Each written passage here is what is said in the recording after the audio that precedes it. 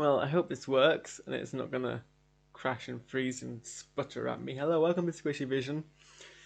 I'm about to watch the trailer for Doctor Who Flux. I'm also gonna mute my phone so it doesn't make noises. So yeah, this is the first bit of Doctor Who we've got since the New Year special. So a whole 10 months later, which, I mean, is kind of the standard for Doctor Who now. So just I mean, I'll recap briefly over the kind of, I guess, context of the show at the moment. Although if you're watching this, I assume you care about Doctor Who, and if you care about Doctor Who, I assume you probably know a lot of this. But I mean, for primarily, I assume COVID reasons. They couldn't film a full series, and probably maybe some production reasons, creative reasons. But I think, from what I remember, it's primarily COVID reasons. So they only made 6 episodes this season. So they're marketing it as a kind of mini-series. Get rid of that fluff around me. The marketing is kind of a mini-series, a 6-part arc, and so it's like I think we're meant to expect a 6-parter. Or at least that's what everyone seems to be expecting from the press releases. One story told over like 6 episodes, which I'm actually really down for. I did a video so long ago on my main channel, back when I only had that channel, about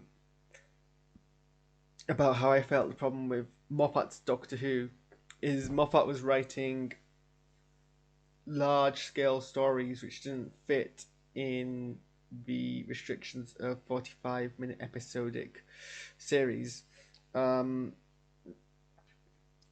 They would fit much better in serialized format, much like Classic Who would do. You can watch a video on my main channel, just search, I think, How to Fix Doctor Who, Harris Qureshi, I think, is if you search that, you'll probably find it. So I'm interested, but Chris Chibnall is not Stephen Moffat, he's a different writer. And I don't think I have any particular strong feelings on Chris Chibnall either way, other than I think there's a large degree of bullying towards him online, which is inappropriate. So, but this is essentially Doctor Who. I think Doctor Who works better as a serialized show. I don't know. Depends on how the writers are trying to go for it. And then obviously this is picking up to some degree after the Timeless Children episode, which is controversial. And I think the fact that it's had a lot of like breathing space and there's been no kind of new Doctor Who after that. I mean, obviously we had the New Year's special, but that doesn't really count. It didn't really address it much. And personally, after I saw it and after I had time to kind of absorb it and some of they're going for and actually then appreciate it and enjoy it for its lore building that it was, I didn't really want them to rush into picking it apart. I just wanted to let us explore the past Doctor Who. You know, reinforce the fact that actually nothing has really changed and everything is still the same. Only that we have another understanding of the Doctor's origin now that we didn't have before, which is nothing new. Like Doctor Who is constantly introducing new parts of the origin of their character, like the fact that they're Time Lords, the fact that they're from Gallifrey, the fact that they can regenerate, the fact that they're an alien in the first place. Are all things that weren't originally part of Doctor Who in 1963. So I didn't really want to make a big hoo-ha, because I think if you make a big hoo-ha, you kind of emphasize this is a big deal and it's completely show-shattering, when really it shouldn't be. But I have a feeling that a lot of fan pressure is gonna the fact that Chibnall is stepping down from showrunner is that he's gonna really want to follow up sooner rather than later, because there really isn't going to be a later, and he wants to kind of at least conclude it in a way which is self-containing before he hands over to Russell T Davies again. So that's kind of brief combat. I'm not going to go into much detail, but I don't think I need to. I think you all kind of know what's the history of Doctor Who. So, and before the spinning buffering wheel drives you crazy, we'll give the trailer a watch. Hopefully it works. I press play. Sometimes I press play and it stutters, and I have to do this all over again.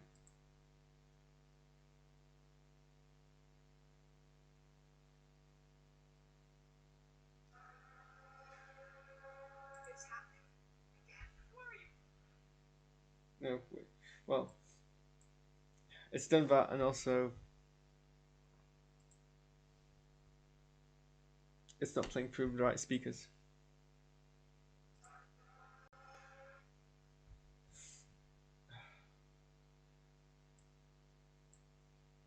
think I have to refresh the page.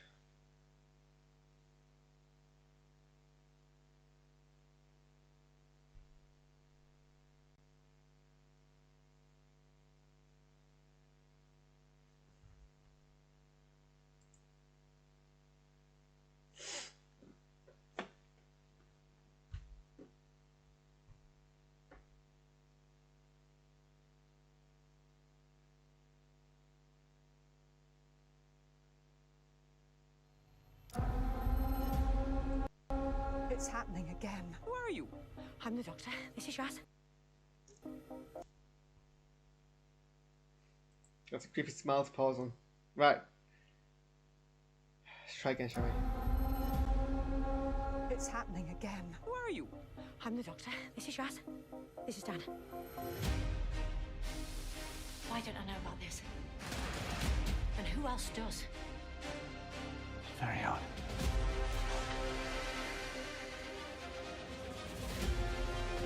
I can't help feeling that some of this is my fault. Run for your life!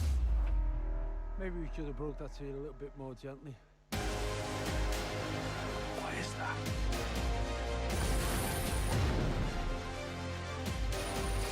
Our final fight has begun. Whoa. Stay away from me.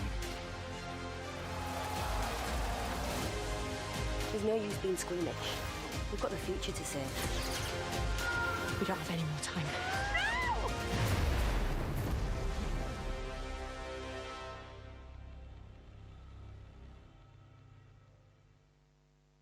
Don't forget to click. Three episodes of Doctor Who channel. I think my favourite thing about this trailer is the branding. Which isn't a criticism to the rest of the trailer. I think it's just my favourite. I don't know. It's a very short trailer for an official trailer. Usually the teasers are only a minute long. I mean, the full trailer is about a couple of minutes. Whereas this, oh no, YouTube's saying YouTube's saying it may have blocked the copyright audio and video. So if there's a gap in this video, that's why, and you're gonna have to pause this and go and watch the trailer and come back. I don't really react much though during the playthrough. Hopefully that's not the case. So BBC doesn't usually do this, but I guess whatever. I do like this kind of I mean, it's hard to really see it as anything other than multicolored cheese string or cheese strips, which I think were like the mini version of cheese string where they're split into strips. But I do like it, and I do like the kind of text that we get through with the same kind of ribbon motif. So let's go through. I mean, my immediate kind of thoughts are the music and the textual build-up doesn't really match kind of any coherency in the trailer. And the thing is, trailers also are meant to tell a story. It doesn't have to be the same story that the original the show eventually shows. And in fact, most of them don't. The people who make trailers for companies often don't get any narrative context, and kind of have, or at least little narrative context, have to build together their own narrative. Which is, I mean, that's fine, because trailers are meant to give you the story, they're meant to tease you, make you want to find out what the story actually is. So that's why often you go see film trailers, they often bash together different lines and different dialogues to kind of build something together. But yeah, a trailer has to convey a narrative of some sort, and I'm just not... Jesus, why is my hair getting in my face? Right, there we go. I don't really get that here. But I am getting, I mean, I am getting some degree of kind of scale, but let's go for it. So, Doctor the Singer Screwdriver and causes the image to become very low resolution in a way which the rest of the video, for some reason, doesn't seem to be. Whatever. I don't know if I'm meant to recognize some of these guest stars. I'm afraid I don't. Sorry. Slightly face blind, so that might be why. I originally thought... Who are you? Her outfit looks very similar to what Ava Lovelace wears in the last season of Doctor Who. But that was when I first saw the costume for the face, and it's clearly somebody with a different ethnicity.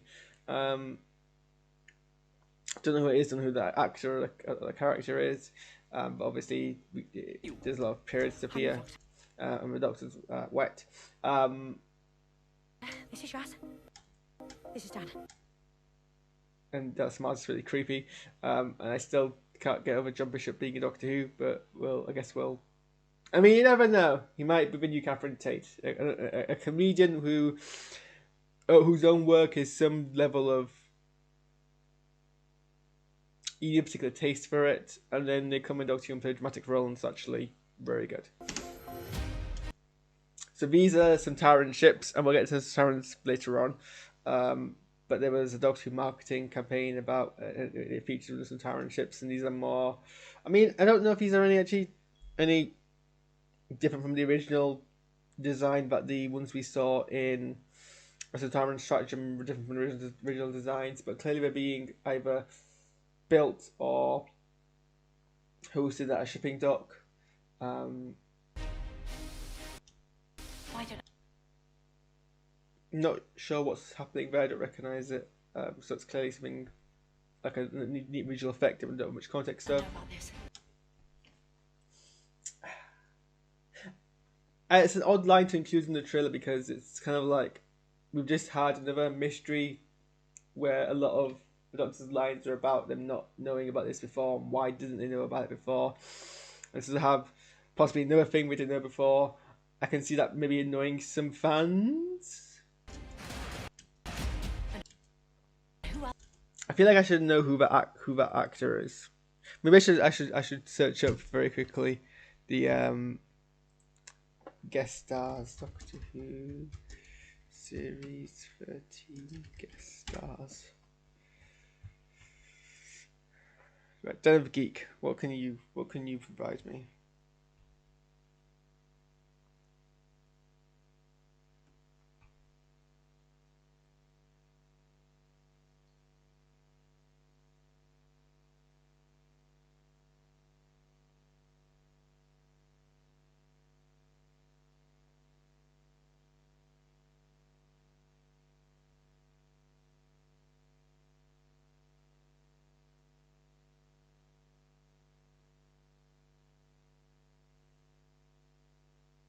I'm just gonna compare the faces in here with the faces in here because for some reason they're using faces from different shows that they've been in. Okay, well, I can't recognize him, but I also one of the few people he could have been aren't the ones that. I should probably talk about the actors who I do know, to be honest. Which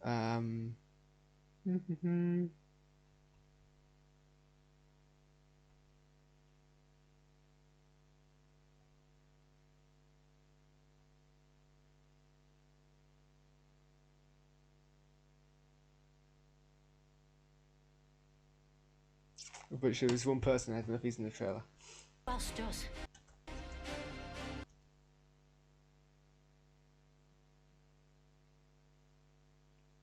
This is an interesting creature.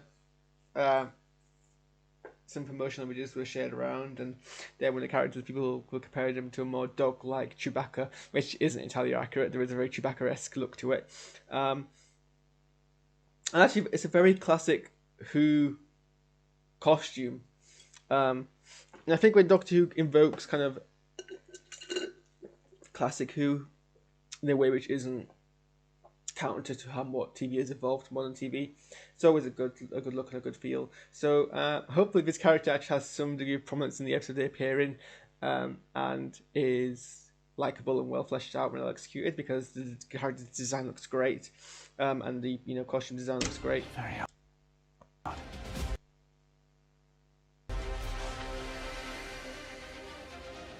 So here we have the new Sontaran design, and I've just actually noticed the 3 pips and a collar, which is very Star Trek-esque.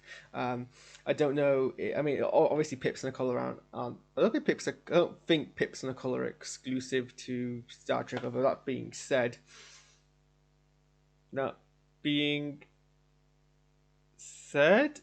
certainly the British Army don't use. Well, like, they use kind of pips for the army, but only up to 3, and those aren't circular. They're kind of more stars, not stars. They're pips, but they're kind of like pointy pips. I'm going on a tangent here. So I don't actually know if the pips that are used in Star Trek are based on any actual real military insignia, because they're not British insignia, and that's what I specialise in. But if he was a Star Trek officer, he'd be a commander. But he's not. So this is more reminiscent of the kind of Sontaran designs of Classic Who, which is again, it's a good kind of callback to Classic Who aesthetic without taking away from modern TV aesthetic. The Sontarans that we've seen previously have always been a bit more kind of smoother, very the domes have been very semi-sphere, which I guess is actually a definition of a dome when I think about it. But they've been very smooth, but they've often put like kind of things into their heads, like marks or scars to differentiate them. But a lot of the classic Sontaran headpieces were very kind of clearly individually molded, clearly kind of very put together, looking, but they weren't ugly, they weren't kind of smooth, they were very bulbous in certain areas, like a tumor, like a growth, like something that would have been grown into this shape. And this design looks very much like Classic Who Sontarans. I mean, the Classic Sontarans were kind of hit and miss. The one from the Time Warrior still looks great today as a character design. He did a lot of the Sontaran appearances during Tom Baker's period, look really great. Some of them during the Colin Baker's Doctor's era, not so much. This one, it looks great. With the benefit of kind of modern prosthetics, and I assume, now that they're splitting off from the aesthetic that the older Sontarans, or rather the previous New Who Sontarans had,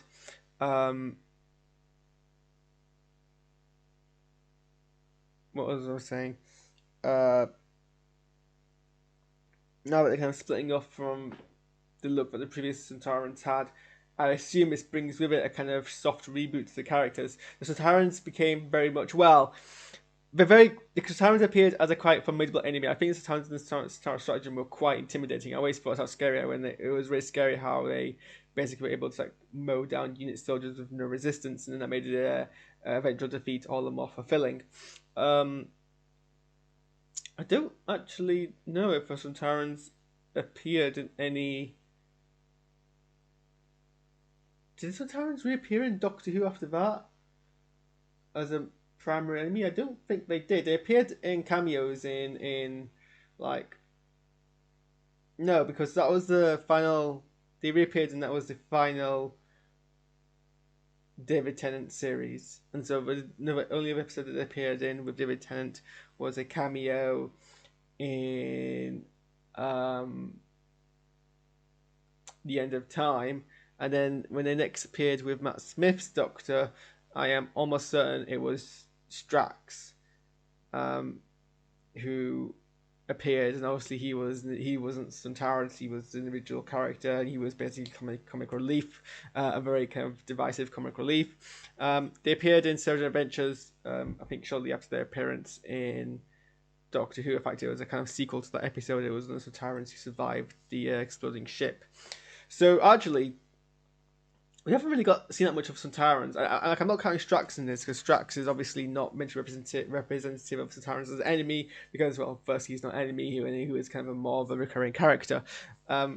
So I think this is kind of a split, but I think over the last few years, he's been the only representation we've had of Sontarans. So I think this is kind of their efforts to move away from that character and re-establish them as a enemy. And clearly this, aesthetic here, and also when the Sontarans first appeared, it was the whole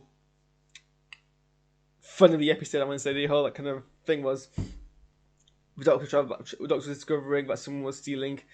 It was called a time warrior because the character used time travel to kind of steal scientists and use them to kind of repair his ship, because he was stuck in the past, or he was stuck in medieval England.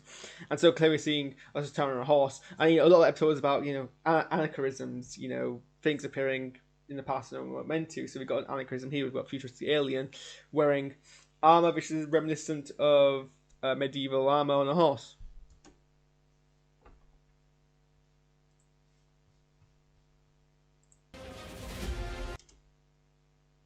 The Ood are reappearing. I can't remember now when the Ood last appeared. I mean, after Planet of the Ood and the main Ood dude appearing in like further in that series, I think they've only really appeared as kind of cameo roles. So this seems, well, it's clearly it's an Ood. It's an Ood who's been enslaved because he's holding the ball. I hope they remember that when we see them. I hope they remember that means it's a enslaved Ood, or an Ood that's been kind of captured and enslaved at some point. Hopefully it's a free Ood, and it's actually some kind of progression from the last episode we saw. The eyes look a bit different, but I think maybe it's because I'm not used to seeing a normal non-possessed Ood in a while. So yeah, the Ood are back. I always felt Ood were like really terrifying as enemies. I think they were the best designed new enemies. I'm actually getting, you know, you're old when you're getting nostalgic for 2006 Doctor Who, but Jesus, that was like 16 years ago. I wasn't even 16 when Doctor Who, when that happened. I've had. It's amazing to think more than half my life has been around Doctor Who. When, you know, up to the age of 10, Doctor Who was barely on my radar. Getting a bit tearful here. So this planet, the CGI looks a bit. I mean, this is obviously a green. This looks very obviously like a green screen shot. I mean, unless a green screen shot, it doesn't look particularly better than the green screen that I've got on. This is a green screen I have set up in my bedroom with one single lamp, poor lighting, which is why my edges are fuzzy when I move my hands. There's a lot of grey because the green is, well, first it's live green screen, so I'm not even able to composite it in post. Usually when I do post-production composite green screen, it's much cleaner because I'm able to actually, you know, render it not in real time. This is being rendered in real time, and so obviously there's going to be some degree of imperfections. And yet it doesn't even look that much better. Well, that's being unfair. That obviously does look better, but you know, the background doesn't look connected with the foreground. There's like a clear separation. Sometimes that's unavoidable. But hopefully this isn't the final version of this VFX. I mean, I know Doctor Who's meant to have a charm about it, about having imperfect special effects, and that's kind of meant to be the charm of Doctor Who, but that was the charm of Doctor Who when it was 1960s to 1980s shoestring budget Doctor Who, not when it's the flagship show of the BBC, which should have a much wider budget.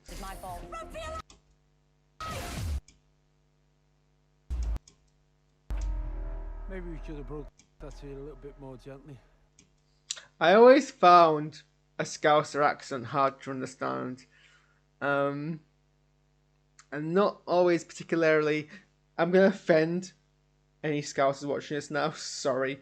It's not my favourite accent. It's something about it always kind of. You know, I'm going to end my sentence there. But it's not my favourite accent. I'll just say that. And so I wonder how the American audience is Doctor Who. Bear in mind that they struggle to understand Capaldi, despite his often quite clear enunciations, and they struggled to understand Whitaker for simply being from the middle of West Yorkshire. I wonder how they're going to really understand John Bishop. So I think this is kind of dusty fuzz thing. It's a very unflattering shot of that character. So this, you know, I mean, I don't know if that's meant to be Earth or an alien planet, because it's hard to tell, well, it's hard to tell, especially when a lot of alien planets in science fiction shows tend to be recolored Earths.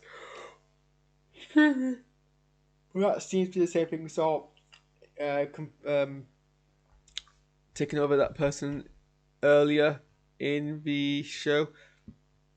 Just do some research here. So possibly they're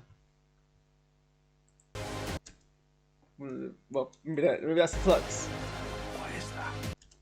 And here we have Jacob Addison as Vinda, who's meant to be a significant recurring character, almost to the level of actually being a companion. Although I guess it's possible that they might be traveling separately, but still appearing for like a majority, if not all, of the episodes. But I don't know if much has been revealed about the character in press. I think I spoke a bit about them in the last. So he's a space pilot, essentially.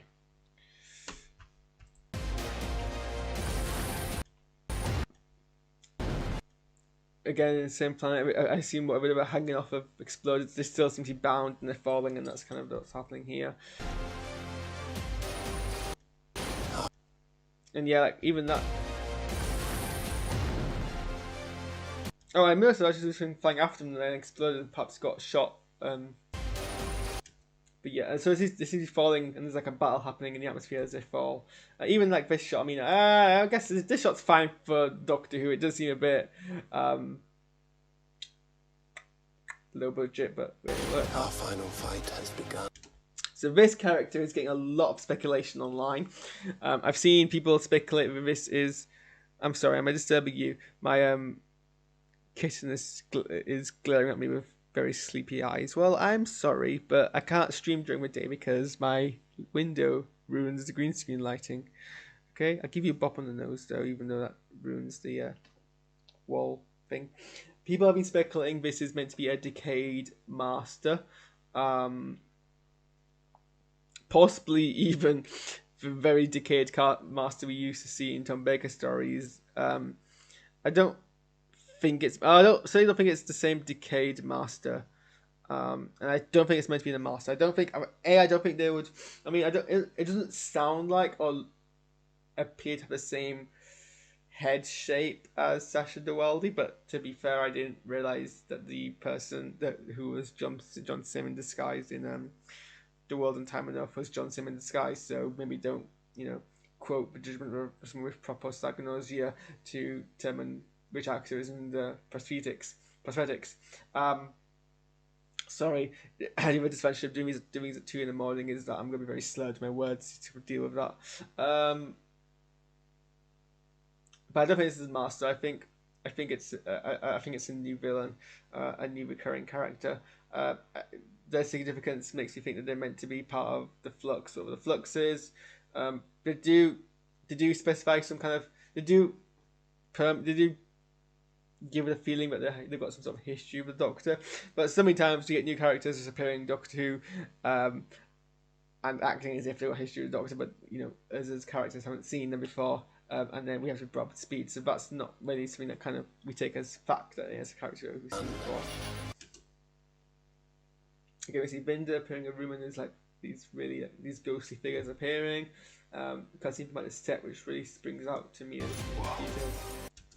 This character seems to be one of the companions of the character we just saw, and that's why I don't think it's the Master. I think it's an actual species that looks like this kind of very. I mean, they both got very crystalline looks to them. They look like they're decaying. They look like they're naturally crystalline in nature.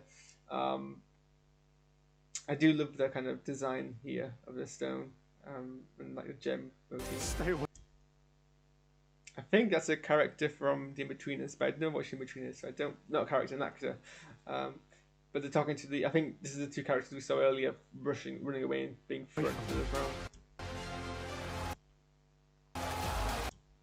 And here we see what appears to be, I mean, judging by the red versus blue uniform, it seems, and more to the point, the Union flag,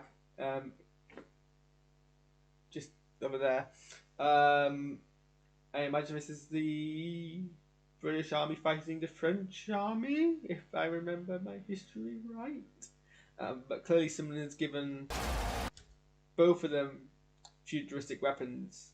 Or maybe it's a kind of the War Games. Maybe we're revisiting the War Games. I mean, it looks very similar. I mean, War Games was filmed in the quarry, and if we're going to see everything that's in Doctor Who that's filmed in the quarry is connected, then the whole thing is all connected, which I suppose actually is all connected, but not in the way that I mean. But this does invoke a sense of, I mean, I don't know, it could just be set in some European feels. They do look like this, or I mean, it would be very cool if we were revisiting some aspect of the War Games, which is it's one of the longest Doctor Who stories. I think it might actually be the longest Doctor Who story. I think it's like 12 parts, which is like you have to commit yourself to watching through it essentially. Oof, sorry, head went a bit weird there. But yeah, someone's interfering, giving them kind of futuristic weaponry. Not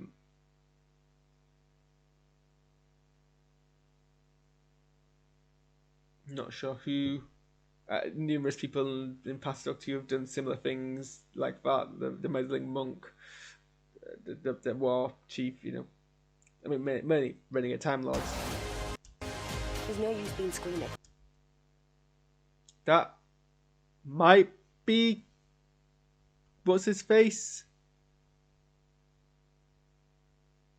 Kevin McNally? Maybe, I can't really tell, but Kevin McNally is famous for playing Gibbs in The Pirates of the Caribbean, and I'm a big fan of him as an actor. I can't quite tell.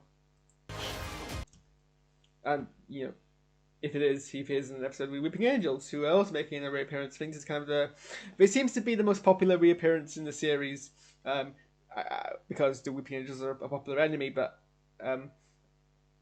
people think back on rose-tinted glasses, because Weeping Angels have been used with varying degrees of kind of, well, I guess let's just say effectiveness. Obviously, they were great in the standalone story The Blink, and I think it's questionable if they should have been brought back for the two-parter, although to be fair, Time of Angels and, you know, Flesh and Stone were actually fairly good, decent two-parters. Even if, I mean, they had to basically undermine the entire rules of the enemy to make them work. But I did enjoy them, and then I think they reappeared in. Well, they reappeared in various like cameo appearances in Future Who, and then. Oh yeah, and then there's also their Angels of Manhattan story, which I didn't particularly like, but I think that was maybe because I still can't get my head around the Statue of Liberty, what that was meant to mean, and I've headcanoned it as being an illusion because I know it rather than an actual thing. But yeah, we'll see if they're brought back effectively as enemies here. So for the sixth part, we're getting a lot of recurring enemies to the point where it seems to be that well, either a bunch of appearances in this episode, or we're going to get a bunch of episodes with like older enemies and ones with some new ones. I mean, Chibnall was notably in Chibnall's first, in series 11, had absolutely no returning monsters from Doctor Who. I think that was like very notable direction he took it in, and then obviously we got a lot more in the next series, and then we've got a few more here as well. It's a safe move because people, like familiarity, which is annoying because it often puts us a stop to innovation. But people are like, oh well, I remember them in the last Doctor Who when they were good, so maybe it's will bring me back if Tamla's children turned you up. We've got the future to save. And the Time Lords Cybermen are back. I'm trying to remember. I think is this similar to the last appearance? I can't remember what the last looks like actually, because even though it was only last year. But these don't seem to be the Cyber Time Lords. It seems to be the other design of Cybermen. But I mean, the designs look. There's no use being squeamish. We've got the future to save. Designs look. I think they're kind of a bit more bulkier, like especially on the heads of what we last saw, but kind of the same, more streamlined design. I don't know. I don't really think New Who, even as far back as the Rise of the Cybermen, has really done the Cybermen justice. I think they were always a bit more terrifying in Classic Who when they were. I mean, it doesn't really help that the first, when they were brought back from New Who in Rise of the Cybermen, they weren't really. I mean, they were. I think they were all right done there, but they were a lot of autonomy was taken away from the characters, and that became essentially drones. Like they were essentially robots with human brains, rather than humans melted into like things. I mean, later on they kind of tried to introduce more hybrid Cybermen, but often they were kind of undermined by other villains in the story at times, and I think. And I don't know. I don't think I've particularly been that impressed by many Cybermen shows since 2005 episodes. So we'll see what happens in this. We don't have any more time. Again, another shot of a character falling through a CGI background. Seems to be a fair few of those in this trailer.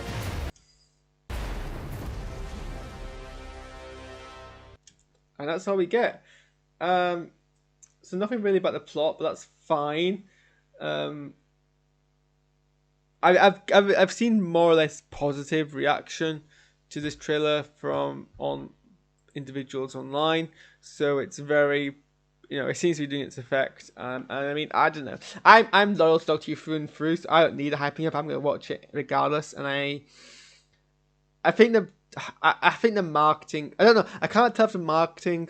There's never a prefix. Either the marketing for Doctor Who recently has been substandard, which is possibly also the case, or it's been so infrequent because of the gaps in the show that it's hard to have that sense of momentum, or my relapse into clinical depression has made me feel pretty empty to any degree of happiness and enthusiasm. And that's probably it. So it's hard for me to honestly say how this makes me feel because I'm pretty empty inside at the moment.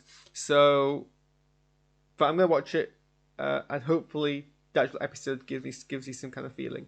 Well, I'm personally aware that my ability to speak is diminishing, and I'm going to do a reaction to the Batman trailer. It's a very weird phrasing of words to say to the Batman trailer, but that's the show's called The Batman. So let me know what you think in the comments below, and I look forward to doing my post-watch live reaction in, I think, 13 days time. So I'll see you for then. Happy Halloween. I don't know why I'm wishing happy Halloween now. I'm going to see you then. Alright. I'll see you in a few minutes for my The Batman reaction. The Batman.